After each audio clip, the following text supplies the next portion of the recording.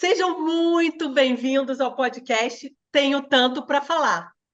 Eu sou Cris Carvalho, eu sou mentora de Life Design e a minha grande missão é inspirar você a se inspirar, é inspirar você a se transformar, a ter uma vida melhor, a ter a vida dos seus sonhos.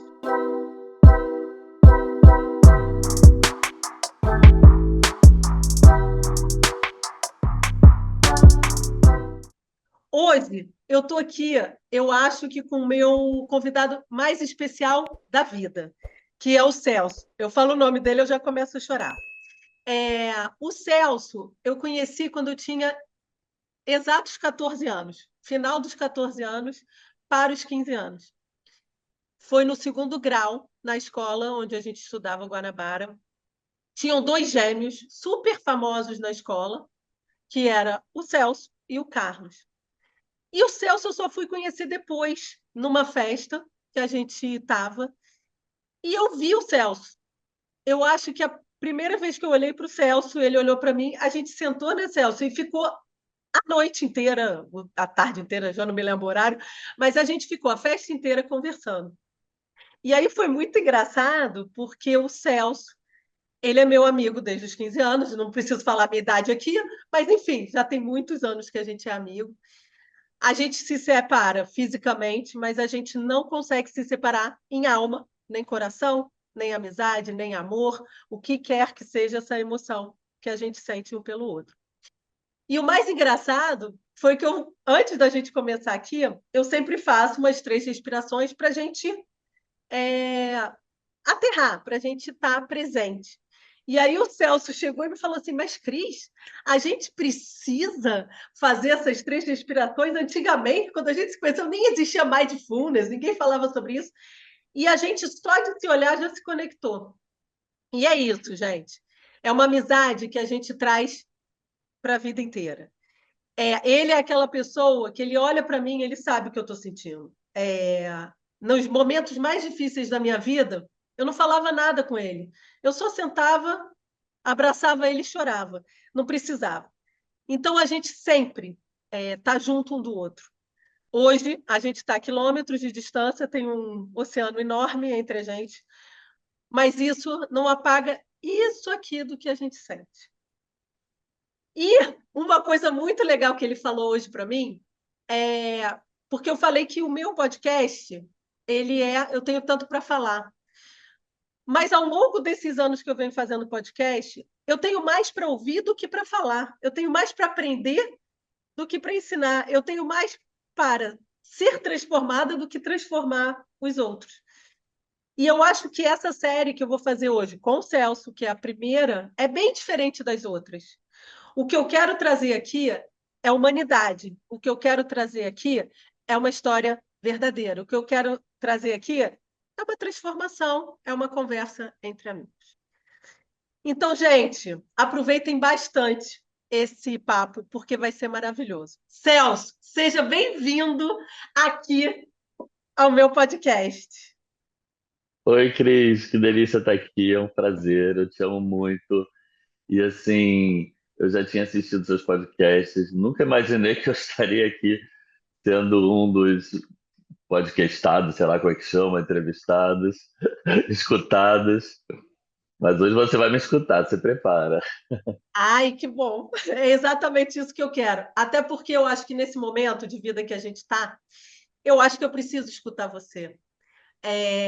A gente vai falar sobre isso, mas talvez eu não tenha te escutado tanto como eu deveria. Mas hoje você está aqui, e eu quero te fazer uma pergunta. Por mais que a gente se conheça muitos e muitos e muitos anos, eu quero saber por você. Celso, quem é o Celso pelo Celso Clare? Olha, Cris, bom, para minha mãe, eu sou ursinho. Para minha irmã, eu sou urso. Para os meus amigos héteros, eu sou o Celso Verdini. Para os meus amigos gays, eu sou o Celso Clare. Mas o Celso de verdade, esse aqui, eu vou ler aqui. Eu tenho um poema autobiográfico, então eu prefiro ler que eu fico mais seguro. Celso Clare. Celso by Celso Clare. Sou um cavalheiro solitário, aventureiro apaixonado pela vida, pelos mistérios que pairam no ar, pela deusa do mar, pelo Senhor Rei das Matas, pela Mãe das Águas, pelos seres nem sempre humanos, pelos entes que já se foram e os que aqui ainda estão, pelos amores sem fim que acabaram de começar. Assim sou eu, o último romântico, o derradeiro errante dessa terra chamada Terra. Esse é o Celso, Gente, que o Celso Cléry escreveu num poema autobiográfico. Celso, e tem coisas aqui que é muito você, né? Que é o apaixonado pela vida, o último romântico. Isso é muito você, né? Tem a É, minha recente descoberta dos meus pais do candomblé, os deuses, né, que fazem parte da minha constelação, não sei se assim se pode dizer, porque eu também sou um recém-iniciado no candomblé. Estou aqui com as minhas guias, ó. Essa amarela aqui, ó, é e a de mesma cor Oxum, da minha que é blusa. minha mãe. É. E aqui dentro tem de Oxóssi, que é o meu pai. Eu sou filho de Oxóssi com Oxum. Na minha cabeça tem Oxóssi, Oxum e Iemanjá. Então, por isso que eu falei pela Rainha do Mar, pelo Senhor Rei das Matas, a Deusa das Águas, que é Oxum. Por isso que eu choro muito, porque Oxum é chorona. E por isso que eu sou também tão determinado, assim, porque os filhos de Oxóssi, eles são pessoas determinadas. Oxóssi era o guerreiro de uma flecha só, né? Ele era o caçador de uma flecha só. Então, os filhos de Oxóssi são assim, eles são aqueles que focam no objetivo e vão. E eu sou muito assim, né? Você que me conhece sabe. Eu sou muito persistente e eu, quando eu quero uma coisa, eu não desisto até conseguir. E é por isso que a gente vai entrar no próximo tópico, eu já vou adiantando, mas eu estou numa batalha aí que eu vou conseguir vencer, porque os filhos de Oxóssi vencem as batalhas. Não desistem, não. Você não vai desistir. Você não desistiu da vida, né? Que é o Não. mais importante, né? Tem duas perguntas que eu quero fazer para você, né? A primeira é, Celso, por que, né, que você está nessa guerra contra a adição, né, Como é que fala, Celso? É adição, porque Adição. é de várias coisas, né? Não é de uma coisa só. Eu fui parar numa clínica de reabilitação, né? Recentemente acabei de sair. Mas a história vem de lá, de quando a gente se conheceu, lá nos meus 15 anos, que eu comecei a beber cerveja, como todo adolescente, né? E tal. E aí da cerveja, teve aquela coisa de brincar, de fumar, aí cigarro, aí depois passa para maconha, aí, sabe? Depois, quando eu entrei na faculdade, comecei a trabalhar, aí eu larguei a maconha, fiquei, né, focado no trabalho, na minha carreira, em construir uma carreira e tudo mais. Então, eu não usei nada de substância dos 20 até os 30 anos. Depois que eu já estava na AGU, que eu tinha passado num concurso público, que eu já estava estabilizado na carreira, eu numa dessas festas aí de música eletrônica, não vou falar do mundo gay porque seria homofobia, porque tem substância química em todas as festas, Em todas as festas, em em todas as todas as festas, mundo hétero, boates. mundo gay. Ah, Mas no meu caso foi numa festa de temática LGBT, mas poderia ser em qualquer lugar. Então, assim, um amigo foi, colocou um êxtase na minha boca, e eu fui experimentando outras coisinhas, aquelas droguinhas recreativas.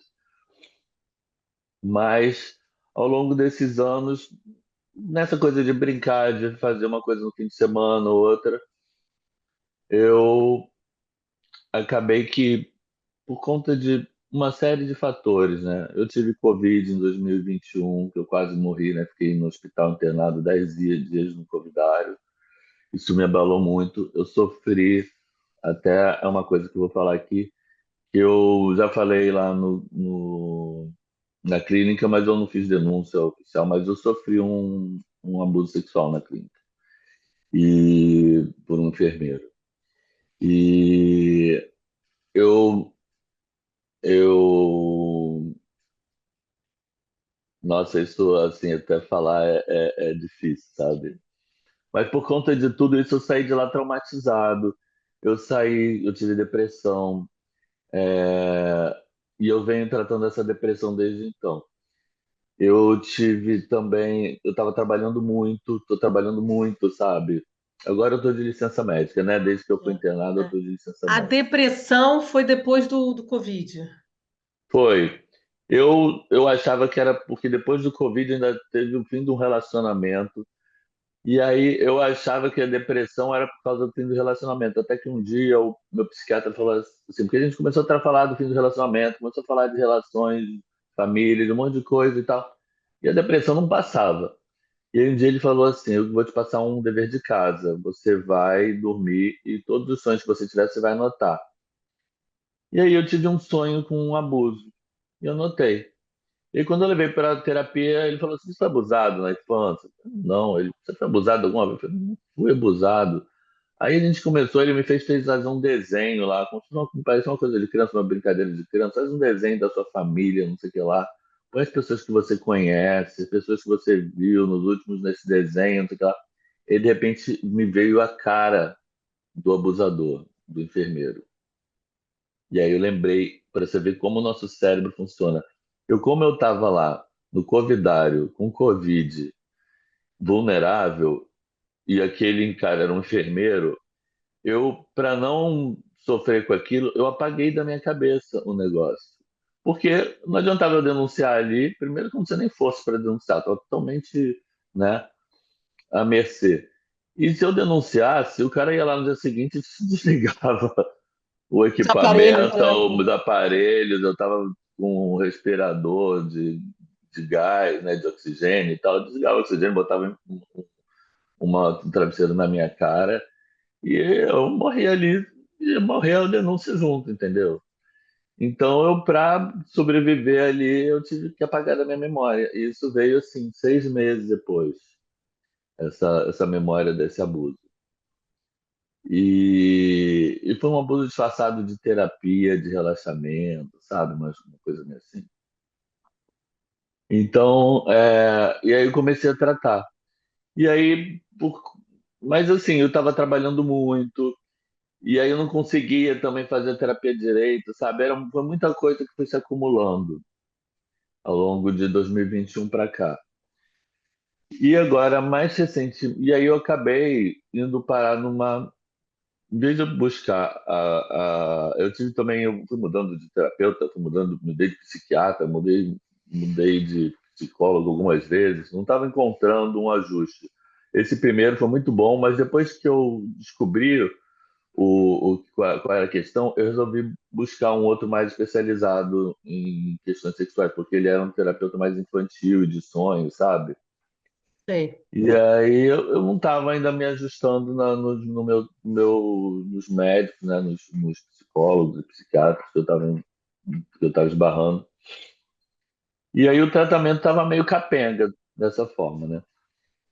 E eu, eu acabei indo buscar a solução no lugar errado, né? Que foi numa outra substância mais grave, mais viciante, digamos assim, e mais aditiva, né? E mas que no começo também veio de uma forma bem sutil que eu achava que eu tinha o controle de tudo, sabe? A gente sempre acha que a gente tem o controle de tudo.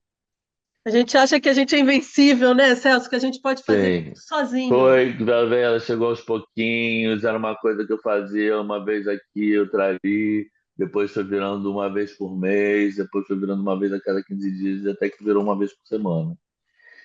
E aí, quando chegou no final do ano, eu tive um diagnóstico de um possível, de um HPV que poderia virar um câncer que já me enlouqueceu. Depois desse diagnóstico foi afastado porque eu, não foi encontrado o tal HPV já em estágio cancerígeno. É, aí, no mesmo dia que eu recebo a notícia de que eu estava livre do câncer, eu descubro que o meu pai estava com câncer. Aí meu pai morre em menos de 2 meses depois, 15 dias antes do meu aniversário. Aí veio meu aniversário, veio o Natal, veio o Ano Novo. Eu tive o recesso de Natal e Ano Novo, tive férias, e aí eu aproveitei essas férias para lavar a alma de todos esses traumas. Só que eu lavei a alma de todos esses traumas usando a tal substância praticamente todos os dias, assim, com muita frequência. E aí minha cabeça despirocou. Pode falar essa palavra. Pode, claro. Mas deixa eu te Aí, fazer só uma pergunta até que eu tenho dúvida. É, esse uso constante foi nesse pequeno, entre aspas, período, é, nesses eu tinha um meses. uso, eu estava tendo um uso assim, eu usava sexta-feira à noite para poder trabalhar na segunda-feira normalmente, entendeu? Então eu usava sexta-feira à noite e depois me limpava no sábado e no domingo. Mas quando chegou mais para esse final de ano, e tal, porque aí eu tive um a licença do meu pai, né? Mas ali até não me droguei, não. Eu tava, até fiz no fim do ano, depois ali do meu pai morreu, eu fiz com meu pai de santo um período sabático, claro, que a gente, eu esqueci agora o termo que se usa no candomblé, mas uma semana sabática, assim, sabe? Então aquela semana De limpeza, como de- se fosse um detox. É isso, um detox, uma limpeza. Que aí eu não podia beber, não podia comer certas comidas, não podia usar nenhuma substância. Então, assim, evitar também, porque como o corpo fica muito aberto, evitar também contato com certas pessoas, eu me isolava em casa um pouquinho e tal. E aí foi mais quando chegou no fim do ano, no Réveillon, naquele recesso de Réveillon. Depois eu tive um período de férias no começo de janeiro. E aí, nesse período de férias, é que eu falei, bom, tô de férias, todo dia é domingo, né? E aí foi.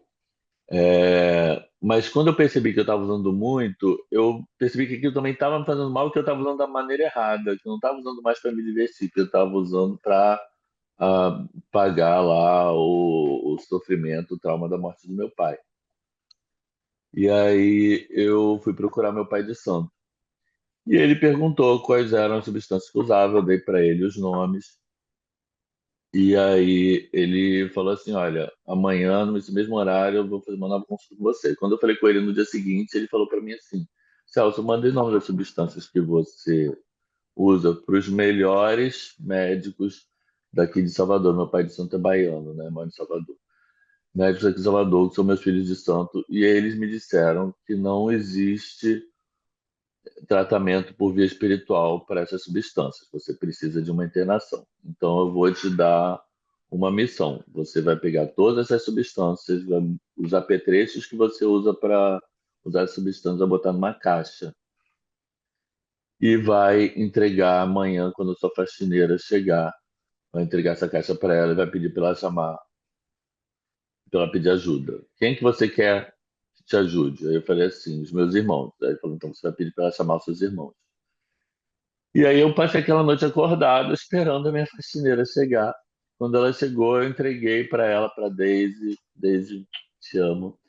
Entreguei para Daisy a caixa. Falei, Daisy, joga isso tudo fora e chama meus irmãos. Aí meus irmãos chegaram, eu falei para eles o que eu estava usando. Eu estava num processo de não sei se pode chamar paranoica, paranoia, mas eu estava consciente de tudo, eu lembro de tudo. Meus irmãos acham que eu estava doido, mas eu não estava. É, eu, Mas aí eu a falei gente que para está de fora, a gente que está de fora, a gente não é, sabe muito o que está porque o acontecendo meu pai aí de santo dentro, né? fez uma jogada comigo que ele falou assim: olha, quando seus irmãos chegarem, você seja transparente com eles, não minta, porque eu vou estar incorporado neles, eu vou estar escutando tudo. Quando vocês falarem para você falar para eles não vão estar escutando, quem vai estar escutando sou eu. Mas isso foi ele estava me enganando Entendi. e eu acreditei.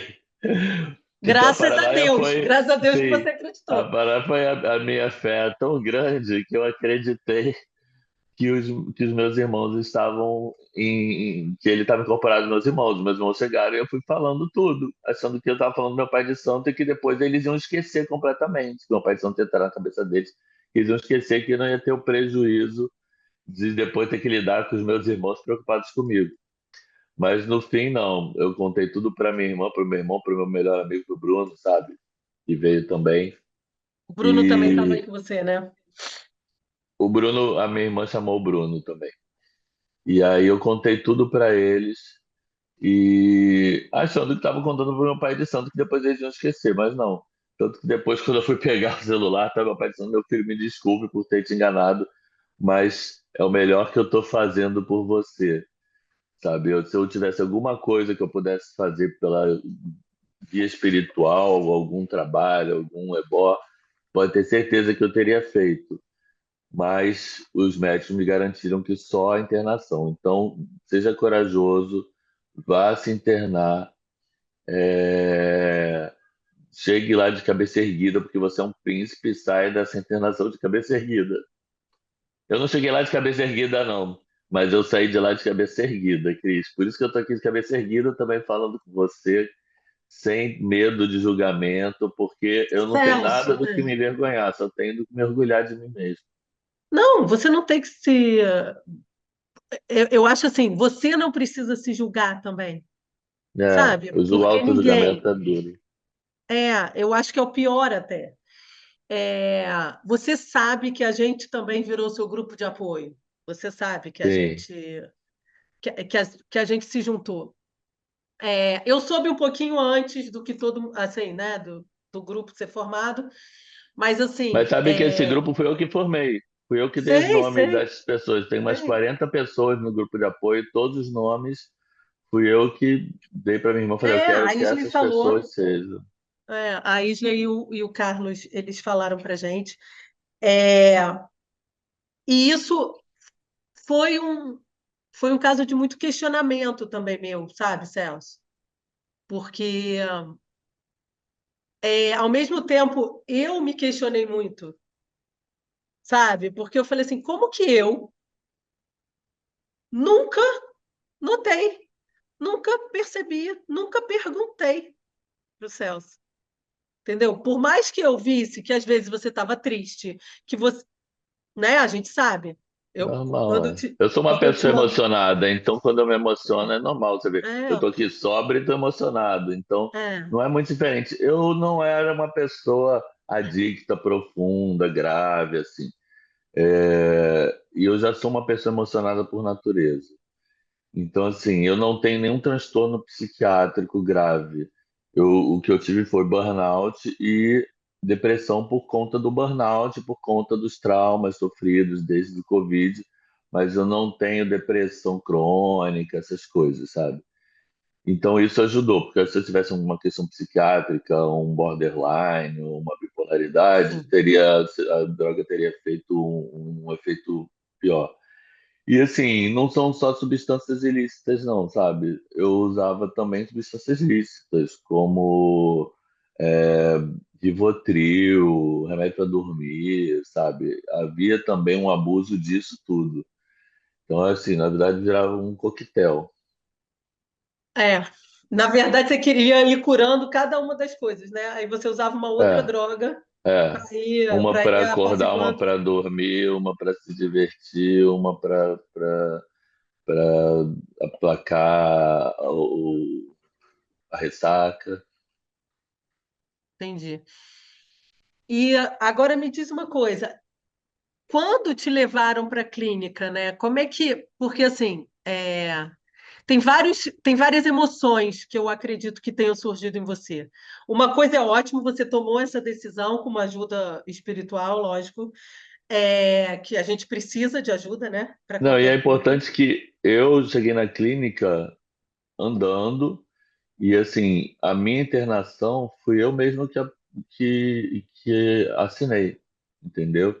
Então, não foi que me internaram, eu me internei na clínica para tratamento, eu fui buscar o tratamento, eu quis o tratamento, eu quero o tratamento. Isso faz muita diferença, porque quando a pessoa chega à força, eu acho que é mais difícil, sabe? E é como, e assim, a sociedade às vezes cobra muita coisa da gente, né, Celso? Então, por exemplo, Cobra. você, né? Estou falando você é um cara que todo mundo ama, todo mundo adora, né? Você tem amigos de em todos os. Você tem vários grupos, várias tribos diferentes de amigos, né? Eu quero Né? ter um Um milhão de milhão de amigos. amigos. Não, mas né? Então, por exemplo, É, você é meu amigo, mas você não é só meu amigo, você é amigo da Alessandra, né? da Da minha irmã Vivi, mais da tia velha, da minha irmã do meio, da Joana, mamãe. Então, dos seus assim, sobrinhos, seu filho, seu marido. então, em cada lugar que você tem, você junta esse grupo de amigos, né? É, e, ao mesmo tempo, o que que a gente acha? Pessoas como, eu acho que você é assim, eu também sou assim, que são pessoas que amam a vida, são pessoas que são felizes. A gente acorda feliz.